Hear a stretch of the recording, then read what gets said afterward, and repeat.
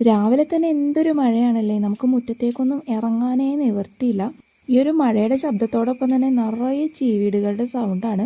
അപ്പോൾ ഞാൻ എന്തായാലും അവരെ ഒന്ന് കണ്ടുപിടിക്കാൻ നേരത്തെ ഒന്ന് മുറ്റത്തേക്ക് ഇറങ്ങിയതാണ്. എല്ലാവരും ദേ നമ്മുടെ ഈ ഒരു റംബൂട്ടാൻ മരത്തിൽ ഇരുന്നിട്ടാട്ടോ ഈ ഒരു സൗണ്ട് ഉണ്ടാക്കുന്നത്.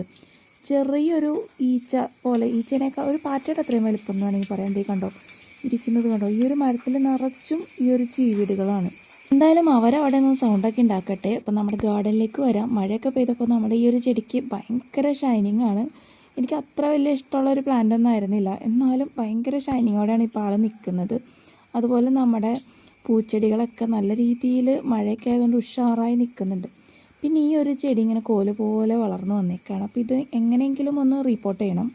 പിന്നെ നമ്മുടെ വാട്ടർ പ്ലാന്റിൻ്റെ അടുത്തേക്ക് വന്നപ്പോൾ നമ്മുടെ വാട്ടർ പോപ്പിയൊക്കെ അതേ കണ്ടില്ല, ഇങ്ങനെ പടർന്നു പോയേക്കാണ്. ഇതൊക്കെ ഇനി മുറിച്ച് കൊടുത്താൽ മാത്രമാണ് പുതിയ പൂക്കളും കാര്യങ്ങളൊക്കെ ഇനി ഉണ്ടാവുള്ളൂ.